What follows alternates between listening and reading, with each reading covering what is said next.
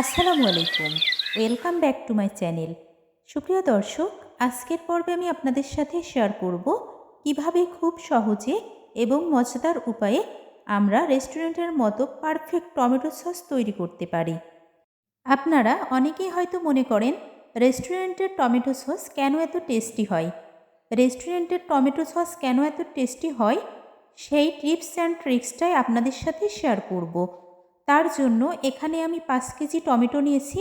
টমেটোগুলো অবশ্যই একেবারে পাকা হতে হবে, সেটা দেখে বোঝা যাচ্ছে। আমি টমেটোগুলোকে খুব ভালোভাবে ধুয়ে পরিষ্কার করে নিয়েছি। এখন এগুলাকে কিভাবে কেটে নেব দেখতে থাকুন। এখন কিন্তু টমেটোর দাম অনেক কম। আমাদের চুয়াডাঙ্গা জেলাতে মাত্র 10 টাকা কেজি টমেটো।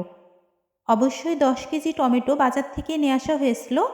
সেখান থেকে আমি 5 কেজি টমেটো সসের জন্য নিয়ে নিয়েছি। টমেটোগুলোকে আমি এভাবে কেটে নিয়েছি। একটা টমেটো আমি 4 পিস করে নিয়েছি। অবশ্যই কিন্তু টমেটোগুলোকে এভাবে কেটে নিতে হবে, তা না হলে সস তৈরির জন্য পারফেক্ট হবে না। এখন আমি চুলায় একটা কড়াই বসিয়ে দিয়েছি। কড়াইয়ে টমেটোর অর্ধেক পরিমাণ দিয়ে নেব। সবগুলো টমেটো একবারে কিন্তু কড়াইয়ে ধরবে না। টমেটোগুলো সিদ্ধর জন্য আমি কিছু গোটা রসুন দিয়ে দিলাম, আদা কুচি, গোটা শুকনা মরিচ দিয়ে নেব। এখন আমি এই টমেটোগুলোকে খুব ভালোভাবে একটু মিক্সড করে নেব। তারপর একটা ঢাকনা দিয়ে ঢেকে দেব 30 মিনিটের জন্য। আর মাঝে মাঝে আমি টমেটোগুলোকে খুব ভালোভাবে মিক্সড করে দেব ঢাকনাটা উঠিয়ে। 1 চা চামচ পরিমাণ লবণ দিয়ে নিচ্ছি। অবশ্যই কিন্তু টমেটো সিদ্ধর সময় লবণ দিয়ে নিতে হবে। এই লবণটা যদি না দেওয়া হয় তাহলে কিন্তু টমেটো থেকে পানি ছেড়ে আসবে না। আমি ঢাকনা দিয়ে ঢেকে দিলাম। ফিরে আসলাম 30 মিনিট পর। এখন আমি ঢাকনাটা উঠিয়ে দেখিয়ে দিচ্ছি, টমেটোগুলো কিন্তু একেবারে সিদ্ধ হয়ে গেছে আর অনেকটা পানি ছেড়ে এসেছে টমেটো থেকে। টমেটো সস তৈরির জন্য টমেটোতে কিন্তু এক্সট্রা পানি দেওয়া যাবে না। টমেটো থেকে যে পানিটা ছেড়ে আসবে সেটা দিয়েই কিন্তু সস তৈরি করে নিতে হবে। এই পর্যায়ে আমি এই টমেটোগুলোকে ঠান্ডা করে নেব। ঠান্ডা হয়ে গেলে তারপর মিক্সারে আমি এটাকে পেস্ট করে নেব। টমেটোগুলো একদম ঠান্ডা হয়ে গেছে। এখন আমি মিক্সারে কিভাবে পেস্ট করে নেব আর সেটা ছাঁকুনির সাহায্যে ছেঁকে নেব, দেখতে থাকুন। অল্প অল্প করে সিদ্ধ টমেটো নিয়ে আমি এভাবে পেস্ট করে নিয়েছি আর ছাঁকুনির সাহায্যে ছেঁকে নেব। ছেঁকে নেওয়ার পর টমেটো থেকে এক্সট্রা যে অংশগুলো আসবে সেগুলো কিন্তু ফেলে দিতে হবে।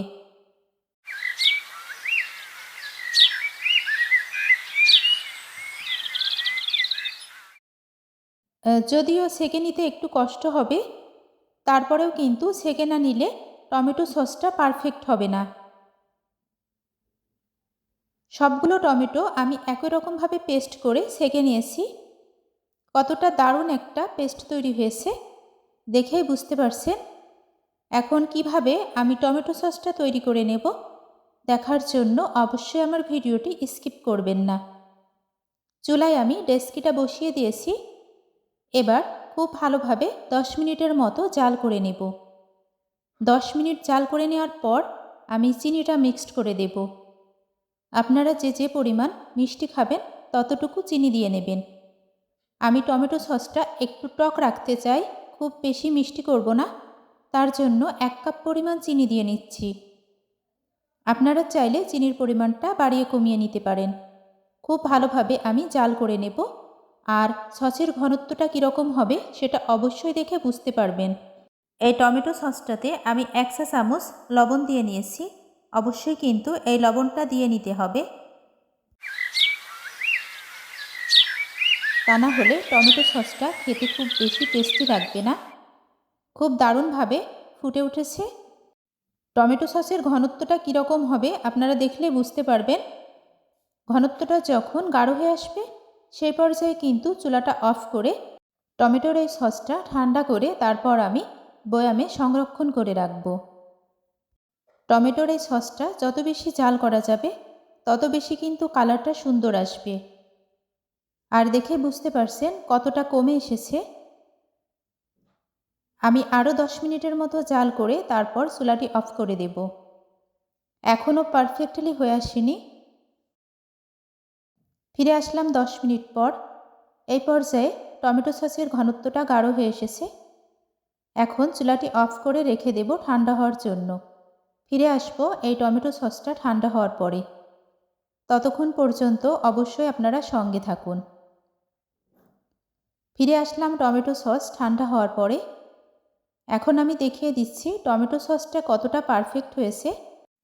আমার এই রেসিপি ফলো করে যদি আপনারা টমেটো সস তৈরি করেন, অবশ্যই কিন্তু রেস্টুরেন্টের মতো টেস্টটা পেয়ে যাবেন। আজকের এই টমেটো সসের রেসিপিটা আপনাদের কাছে কেমন লেগেছে অবশ্যই কমেন্ট বক্সে জানাবেন। আমি একটা মিক্সিং বলে উঠিয়ে নিচ্ছি। কতটা দারুণ হয়েছে টমেটো সস সেটা কিন্তু দেখেই বোঝা যাচ্ছে। আমি 2টা বোতলে ভরে নিয়েছি টমেটো সসটা। খুবই দারুণ হয়েছে।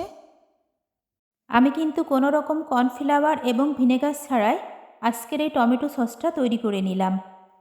এভাবে যদি টমেটো সস তৈরি করা যায়, অবশ্যই একটু বেশি জাল করে নিতে হবে, কারণ কর্নফ্লাওয়ার না দিলে কিন্তু ঘনত্বটা গাঢ় হতে একটু বেশি টাইম লাগে। সেই ক্ষেত্রে আপনারা অবশ্যই একটু বেশি জাল করে এই ঘনত্বটা গাঢ় করে নেবেন। আমার কাছে কর্নফ্লাওয়ার এবং ভিনেগার দিয়ে যদি টমেটো সস তৈরি করা যায়, সেটার স্বাদটা একটু কম মনে হয়, যার কারণে আমি এভাবে টমেটো সসটা তৈরি করে নিলাম। আপনারা অবশ্যই আমার রেসিপি ফলো করে ট্রাই করে দেখতে পারেন। মাত্র এই 100 টাকার টমেটো কিনে আমি এভাবে টমেটো সস তৈরি করে সারা বছর সংরক্ষণ করে রাখতে পারি। আপনারাও কিন্তু পুরো টিপস অ্যান্ড ট্রিক্স কাজে লাগাতে পারেন। আমি কিন্তু কোনো রকম কোনো কালারও ইউজ করিনি। একেবারেই দোকানের মতো পারফেক্ট টমেটো সস তৈরি হয়েছে। সঙ্গে থাকার জন্য সবাইকে অসংখ্য অসংখ্য ধন্যবাদ। সবাই ভালো থাকবেন, সুস্থ থাকবেন। ফিরে আসবো আবারও নেক্সট কোনো রেসিপি নিয়ে। আসসালামু আলাইকুম। আল্লাহ হাফেজ। Thanks for watching.